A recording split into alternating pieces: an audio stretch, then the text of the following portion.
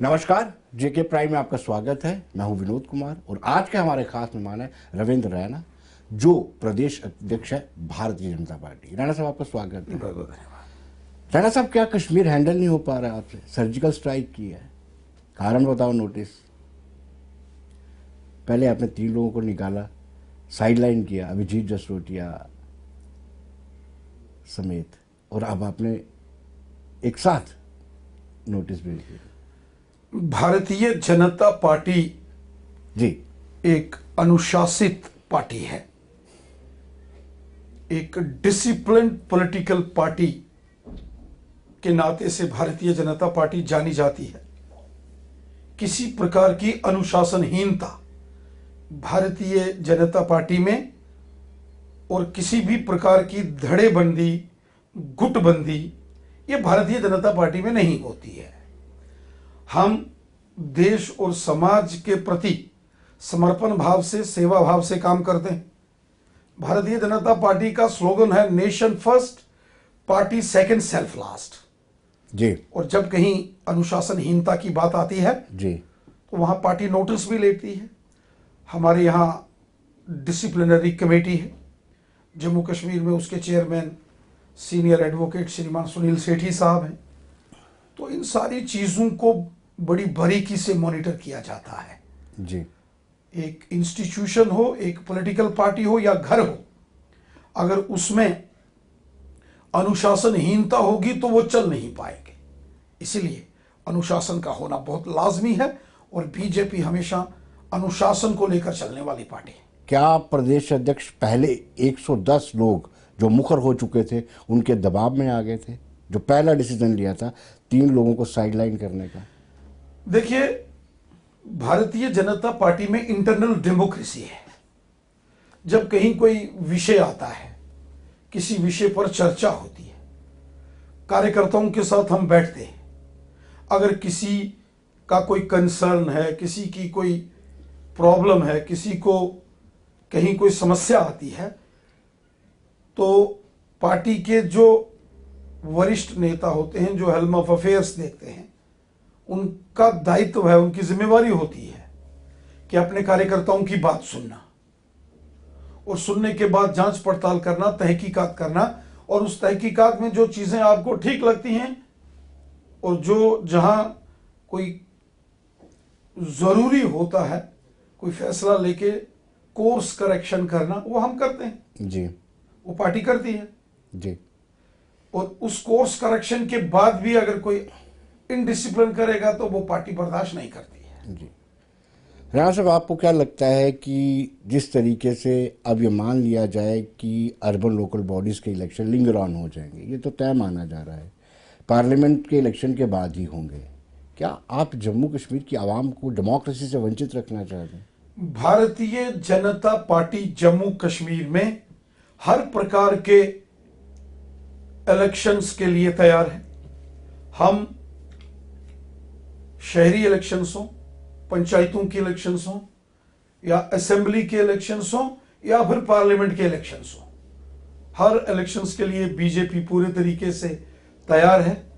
Elections का फैसला election commission ने करना है, ना कि भारतीय जनता पार्टी ने फैसला करना है। जी, और एक सियासी जमात होने के नाते से, एक पॉलिटिकल पार्टी होने के नाते से,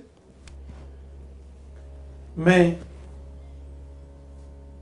इतने विश्वास के साथ कह सकता हूं कि जम्मू कश्मीर में 15 लाख से ऊपर जिनके मेंबर्स हैं वो भारतीय जनता पार्टी है। और भारतीय जनता पार्टी आज न केवल जम्मू रीजन बल्कि कश्मीर घाटी में भी बीजेपी का पूरा दबदबा है। लोग बीजेपी में शामिल हो रहे हैं चारों दिशाओं से, क्या हिंदू, क्या मुसलमान, क्या सिख, क्या ईसाई, क्या गुजर, बकरवाल और क्या पहाड़ी कबीले के लोग, सब भारतीय जनता पार्टी में शामिल हो रहे हैं।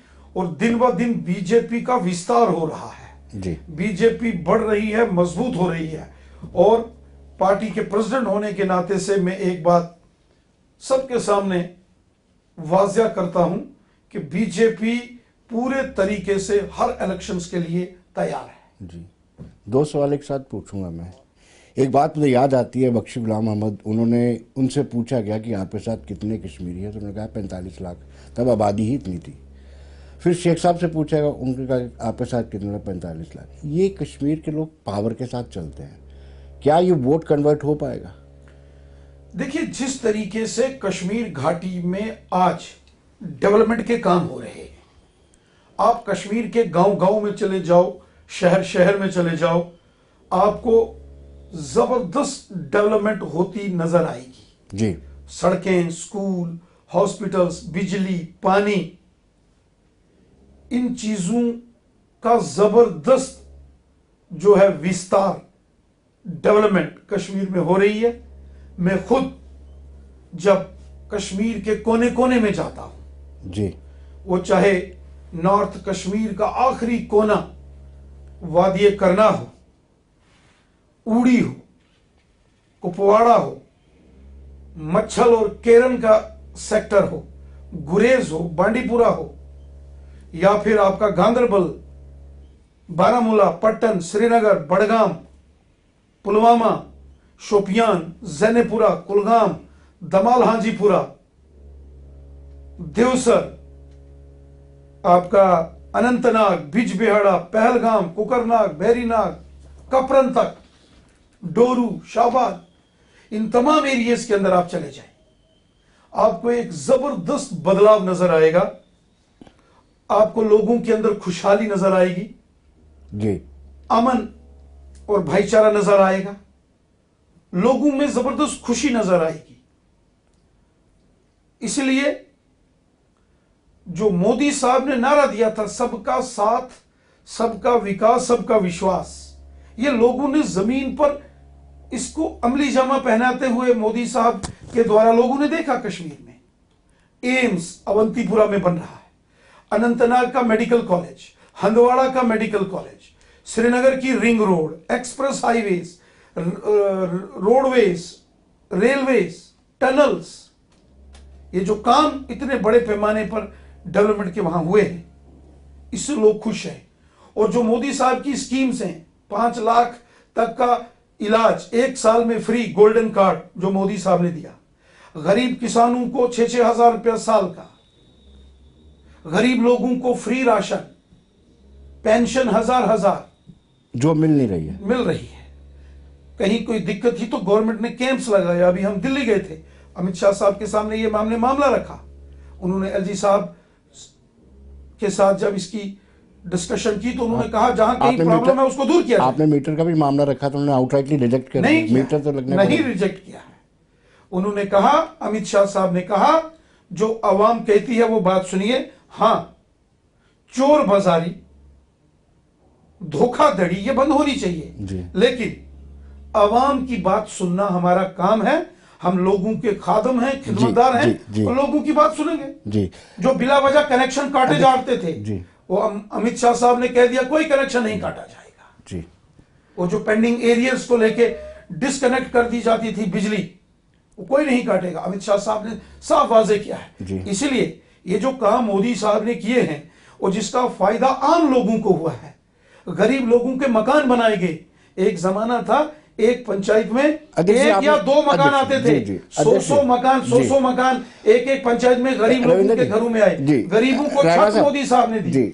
और दूसरा, बीजेपी को लोग इसलिए वोट देंगे कि बीजेपी ने कश्मीर में भी लोगों की खिदमत की है, जम्मू में तो की है। रैना साहब, जो मुझे बताइए, लोग जिनके पास जमीन नहीं थी, विकास के नाम पर वोट मांगते हैं। यस, आप मंदिर मस्जिद नहीं करते हैं, गीता कुरान नहीं करते। देखिए मेरी बात सुनिए जी, जब मोदी साहब का नारा है सबका साथ, सबका विकास, सबका विश्वास जी, जब मैं आपको गिना रहा हूं कि गरीबों के काम आज उन 2 लाख लोगों को जिनके पास जमीन नहीं है और मकान नहीं है, 5-5 मरला फ्री जमीन और उनको मकान बना के सरकार देगी। और जब इसका ऐलान सरकार ने किया, एलजी साहब ने किया, तो यहां के ही हुक्मरानों को जिन्होंने यहां सरकारें चलाई उनको तकलीफ हो गई जी, ताकि गरीब के सर के ऊपर छत आने लगी तो इन सियासतदानों को तकलीफ होगी। हमने लोगों के, गरीबों के, ज़ईफ़ों के, बेसहारा लोगों के काम किए हैं। हमें यकीन है कि लोग हमें दुआएं देंगे, लोग हमारी सपोर्ट करेंगे और बीजेपी जीते। राणा साहब, क्या होता है कि जब आपकी रैलीज होती हैं, इलेक्शन की, चुनाव प्रचार की रैली, उस पर विकास बिल्कुल नहीं आता है। आप मंदिर मस्जिद का जिक्र आप कर रहे हैं, देखिएगा ना, कश्मीर फाइल आ जाएगी, कोई और फिल्म तैयार कर रहे आप होंगे, देखिएगा, वेस्ट पाकिस्तान रिफ्यूजियों पे फिल्म बना रहे होंगे आप, और क्या। आपने रैलीज की बात कही जी है। जी। मैं दिल्ली गया था, मैंने गुजारिश की है कि हमारे मुल्क के जनाब मोहतरम प्राइम मिनिस्टर मोदी साहब की 2 रैलीज हम करना चाहते हैं, एक जम्मू में, दूसरा कश्मीर के अनंतनाग में। ये वो रैलीज होंगी जिसमें मोदी हुकूमत की जो स्कीम्स हैं, उनके जो बेनिफिशरीज हैं, जिनको मोदी हुकूमत से डायरेक्ट फायदा हुआ है, ऐसे बेनिफिशरीज के हम बड़े बड़े सम्मेलन करेंगे। जी। लाखों लोगों का सम्मेलन जम्मू में करेंगे तो लाखों लोगों का सम्मेलन हम अनंतनाग कश्मीर में भी करेंगे। फिर हमने गुजारिश की है जनाब मोहतरम होम मिनिस्टर अमित शाह साहब से कि वो रजौरी पुंछ में, पिछले साल वो रजौरी आए थे, इस बार हम पुंछ के अंदर उनकी रैली जो है वो मुनक्किद करने की सोच रहे हैं। वहीं अमित शाह साहब डोडा में भी, और फिर उड़ी और वादिये करना में अमित शाह साहब की हम रैली करना की प्लानिंग कर रहे हैं। नितिन गडकरी साहब, जिन्होंने 12,000 करोड़ रुपया रजौरी पुंछ के नेशनल हाईवे को दिया, जो वादिये कश्मीर को टच करेगा, और रजौरी पुंछ के मुगल रोड के ऊपर टनल बनेगा और शोपियान पुलवामा से होता हुआ श्रीनगर जाएगा। हम कोशिश कर रहे हैं कि नितिन गडकरी साहब की रैलीज रजौरी, पुंछ, सुरनकोट, मेंढर, शोपियान और कुलगाम में हो, और फिर हमारे मुल्क के डिफेंस मिनिस्टर के टूर बॉर्डर के एरियाज में हो, जो बॉर्डर के एरियाज में भी डेवलपमेंट हुई है, उसमें गुरेज हो, कुपवाड़ा हो, उसमें बारामूला हो, और डोडा, किश्तवाड़ हो, कठुआ हो, उधमपुर हो। जी। हमारी कोशिश है कि इलेक्शन से पहले पहले हमारी रैलीज हो, और ये रैलीज डेवलपमेंट के नाम पर होगी। जो हमने लोगों की खिदमत की है, जो यहां एम्स जम्मू में बन रहा है, जो एम्स कश्मीर बन रहा है, जो मेडिकल कॉलेज, जो आईआईटी, आईआईएम्स बने हैं, जो रिंग रोड्स बन रही हैं, एक्सप्रेस हाईवेज बन रही हैं, नेशनल हाईवेज बन रही हैं, जल जीवन मिशन का काम चल रहा है, गरीबों, ज़ईफों, बेसहारा लोगों का सहारा बन के मोदी साहब काम कर रहे हैं।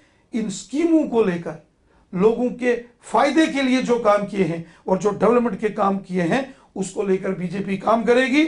हम डेवलपमेंट के नाम पर इलेक्शन लड़ेंगे और लोगों से गुजारिश करेंगे कि ये डेवलपमेंट के काम आगे चलने चाहिए, इसलिए बीजेपी को वोट दो। 2014 से 2019 तक भी आपने काफ़ी विकास किया था, लेकिन क्या ज़रूरत पड़ी आपको पुलवामा के शहीदों का बैनर लगाकर प्रचार करने की? नहीं, कहीं भी इस किस्म के बैनर्स नहीं लगाए गए। हाँ, भारतीय जनता पार्टी अपने मुल्क के शहीदों की बहुत रिस्पेक्ट करती है। हमें बहुत इज्जत और एहतराम है अपने वतन पर शहीद होने वाले, वतन पर मर मिटने वाले जो वीर नौजवान हैं। और इसलिए आपने देखा होगा, न केवल पुलवामा हमले में शहीद जवान, बल्कि जम्मू कश्मीर पुलिस के जवान हों, आर्मी के जवान हों, जम्मू के हों या वादिये कश्मीर के हों, मैं हर जगह जाता हूं, हर घर में जाता हूं, मैं अपने वीर शहीदों को सलाम पेश करता हूं, क्योंकि जो मुल्क पर, जो वतन पर मर मिटता है, उससे बड़ा कोई नहीं है।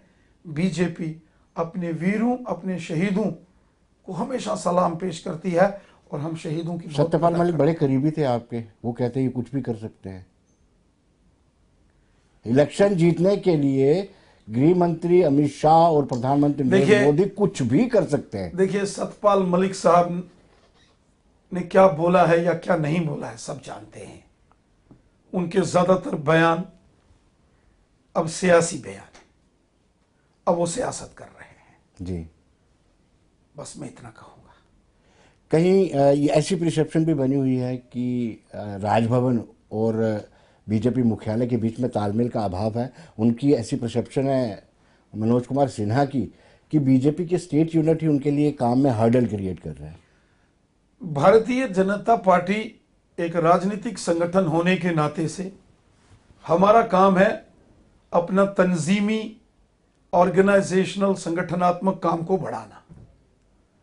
और आज हमने जम्मू के साथ साथ वादिये कश्मीर के हर गांव में, हर शहर में अपना तंजीमी नेटवर्क मजबूत किया है। यहां तक बात रही राजभवन की और हमारे जम्मू मुख्यालय कश्मीर के लेफ्टिनेंट गवर्नर साहब के साथ मिलकर काम करने की, अवाम का हर एक मसला हम लेफ्टिनेंट गवर्नर साहब के जेरे गौर लाते हैं, लेकिन सुनवाई नहीं होती। उनसे तफसीलन हमारी बात भी होती है। बहुत सारे मुद्दों का हल हमने निकाला भी है उनके साथ मिलकर। उनके साथ हमारी रेगुलर, हमारी पार्टी के जो सीनियर लीडर्स का एक हमने कमेटी बनाई है जिसमें 5-6 सीनियर लीडर्स हैं। वो हर महीने करंट ज्वलंत मुद्दों को लेकर लेफ्टिनेंट गवर्नर मनोज सिन्हा साहब से मिलते हैं और उसका समाधान भी होता है, उन परेशानियों का हल भी होता है, अच्छे से होता है। जी रविंद्र जी, आपने कहा कि इलेक्शन करवाना जो प्रोरोगेटिव जो है इलेक्शन कमीशन ऑफ इंडिया का है, ये आप किसी को बरगला सकते हैं। सच्चाई तो ये है सरकार ही चलाती है सब कुछ। अब हिमाचल और गुजरात के इलेक्शन हुए थे, हिमाचल के पहले हो गए थे, लेकिन कहा काउंटिंग तभी करेंगे। ये इलेक्शन कमीशन का फैसला होता है। इलेक्शन कमीशन हो, ऑनरेबल सुप्रीम कोर्ट हो, कंट्रोलर एंड ऑडिटर जनरल हो, ये कुछ संस्थान ऑटोनॉमस हैं, वो अपने ढंग से फैसले लेते हैं। और मैं आपको इतनी बात बताऊं, इलेक्शन कमीशन जब जम्मू कश्मीर में इलेक्शन का फैसला लेगा, हम तैयार हैं, पूरे तरीके से तैयार हैं। चाहे शहरी इलेक्शन हो, पंचायती इलेक्शंस हो, असेंबली के इलेक्शंस हो या पार्लियामेंट के इलेक्शंस हो, बीजेपी पूरे तरीके से जम्मू कश्मीर में इलेक्शंस के लिए तैयार है। विपक्ष को ऐसा कहते हैं कि भारतीय जनता पार्टी इलेक्शन से डर रही है, उनका ग्राफ लगातार गिरा हुआ, खासतौर पर विधानसभा के चुनावों की बात कर रहा हूँ मैं। ये तो वो साहब आपने 50+ का नारा दिया हुआ स्लोगन, ये तो हो गया ना नो मन तेल होगा ना मीरा नाचेगी। नौ मन तेल भी होगा और मीरा भी नाचेगी। यानी विपक्ष वाले इलेक्शंस होंगे, जरूर होंगे। अलबत्ता इसका फैसला मैं नहीं ले सकता, इसका फैसला इलेक्शन कमीशन ने लेना है। मैं तैयार हूं और यकीन रखिए जो डेवलपमेंट के काम, जो गरीबों, ज़ईफों, दर्दमंदों और बेसहारा लोगों की खिदमत मोदी साहब ने की है, जो डेवलपमेंट जम्मू कश्मीर में मोदी हुकूमत ने की है, मुझे यकीन है जम्मू कश्मीर के लोग दिल खोलकर बीजेपी की मदद करेंगे, बीजेपी की सपोर्ट करेंगे और जम्मू कश्मीर में बीजेपी की हुकूमत बनेगी। असेंबली में भी बीजेपी की जीत होगी और पार्लियामेंट के इलेक्शंस में भी बीजेपी की जबरदस्त जीत होगी। अगर अध्यक्ष जी, अगर मान लिया जाए कि यहाँ पे असेंबली के इलेक्शन होते हैं, तो क्या आप मध्य प्रदेश और राजस्थान का फार्मूला इख्तियार करेंगे?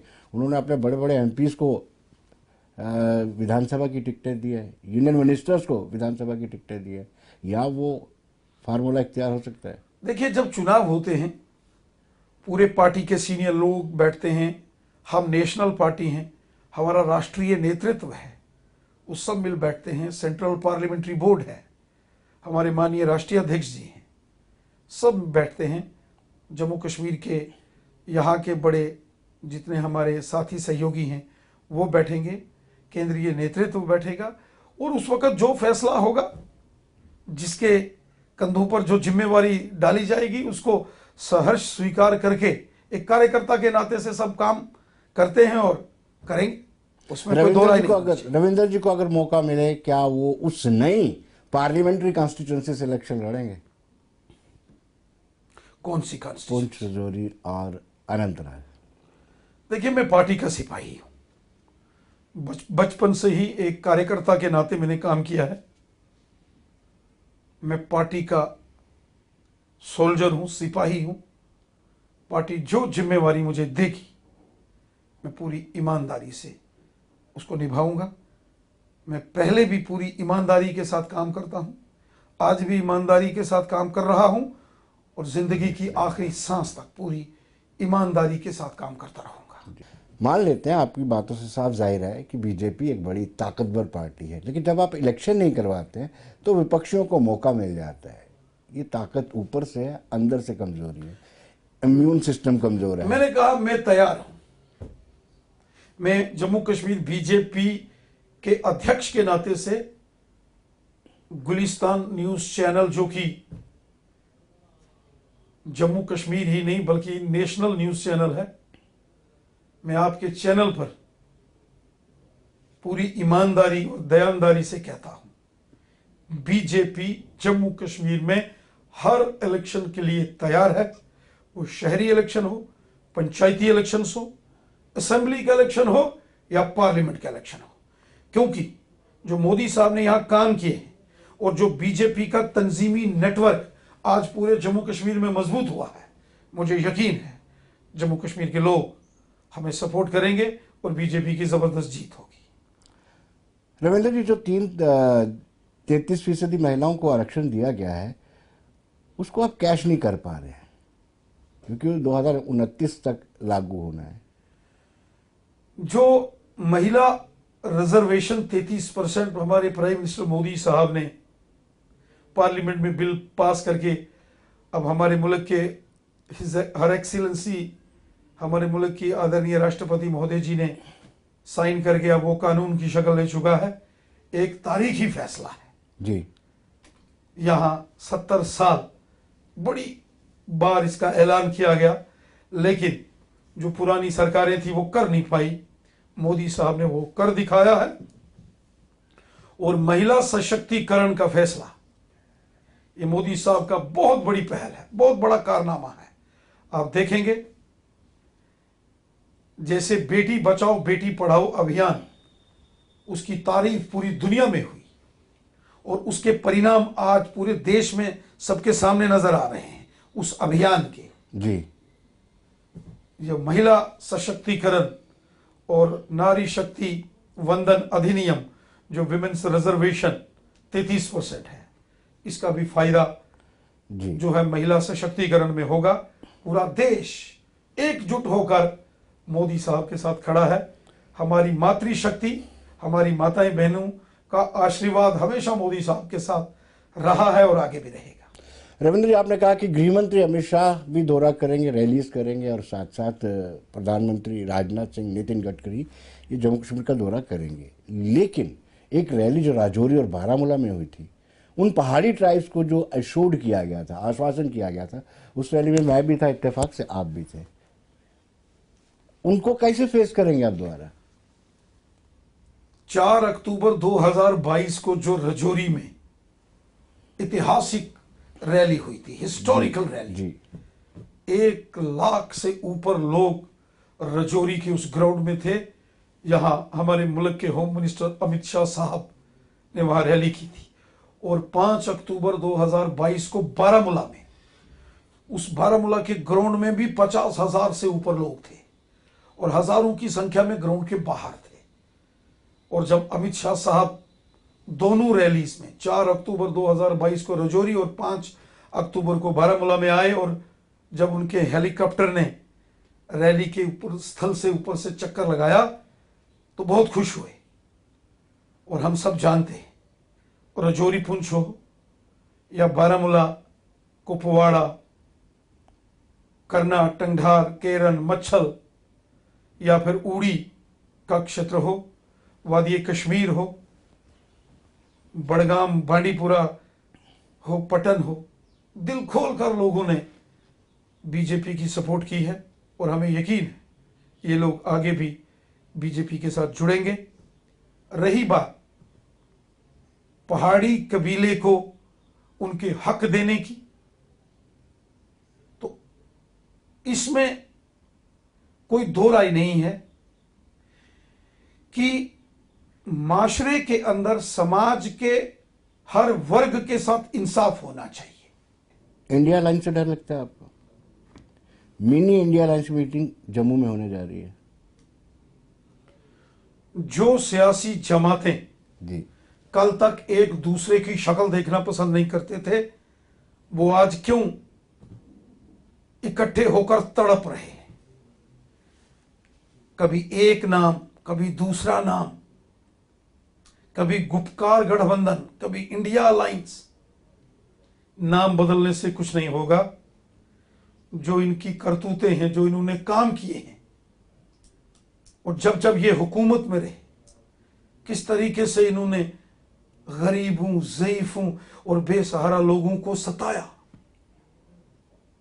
जुल्म और सितम इन्होंने किया, लोग सब जानते हैं। रंजन जी, इसलिए कोई जी परेशान होने की बात नहीं है। अमूमन आपको ये इलेक्शन के बाद दूरबीन लगाकर भी ढूंढोगे तो ये आपको कोई गुपकार गठबंधन, कोई ये अलायंस कुछ नजर नहीं आने वाला। सिर्फ मोदी साहब और भारतीय जनता पार्टी, खिदमत खलक और हुब्बुल वतनी का जज्बा। फिर आपने भारत वर्सेस इंडिया क्यों कर दिया? पहले खेलो इंडिया, फ्लान इंडिया, मेक इन इंडिया, फिर आपको भारत, ऐसा नहीं, ये बौखलाहट सी दिख रही थी।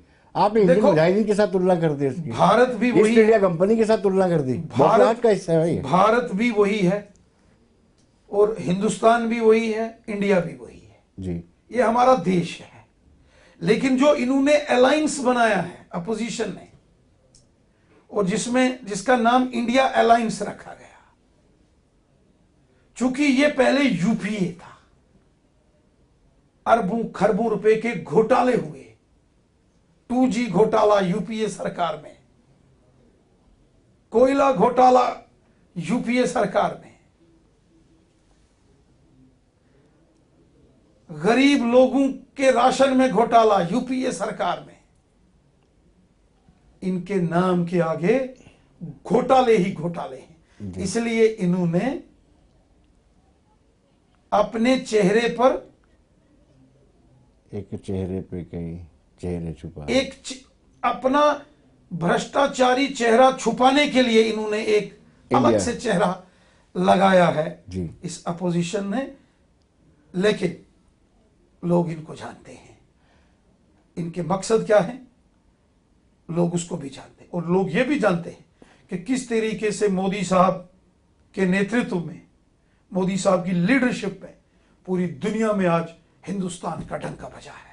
आखिरी सवाल आपसे ये रहेगा कि आप कहते हैं कि सबका साथ, सब कुछ साथ लेके चलता हूँ, सबका सम्मान करता हूँ, लेकिन आप पर ये एलिगेशन है, आरोप है कि आप चुनिंदा पत्रकारों के साथ ही बैठना, बात करना पसंद करते हैं। वो आपकी चॉइस है।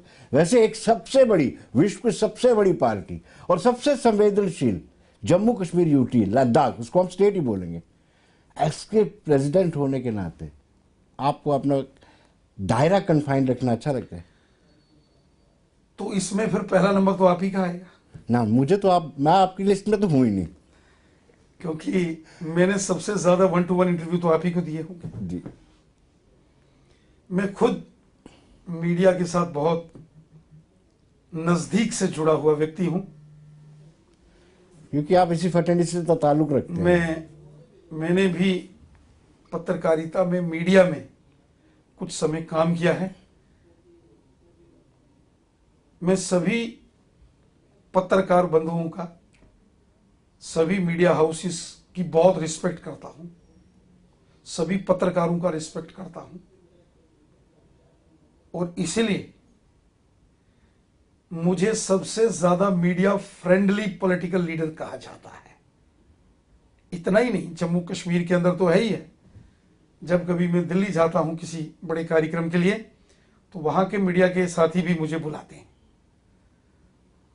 क्योंकि मेरा मानना है कि मीडिया, हमारे पत्रकार बंधु, हमारे लोकतंत्र का चौथा मजबूत स्तंभ है। हां, मेरे पर बहुत जबरदस्त कटाक्ष होते हैं, आप देखते रहते हैं। सबसे ज्यादा सवाल मीडिया के मैं ही फेस करता हूं जी। सबसे मुश्किल सवाल भी मैं ही फेस करता हूं। अध्यक्ष भी तो आप ही हैं। और सबसे ज्यादा कड़वे सवाल पूछने के बावजूद मीडिया के साथ दोस्ती मेरी ही है जी। फिर वो जम्मू के मीडिया के पत्रकार हों या वादी कश्मीर के हों, सबके साथ मेरी दोस्ती है। जिंदगी में सदा मुस्कुराते रहो, फासले कम करो, दिल मिलाते रहो। क्या बात है। इस मिशन से काम करता हूं जी। रविंद्र जी, बहुत बहुत शुक्रिया आपका, बहुत अच्छा लगा आपसे बात करके। धन्यवाद। दर्शकों, आप बने रहिए देश दुनिया की खबरों के लिए और मुझे दीजिए इजाजत। नमस्कार।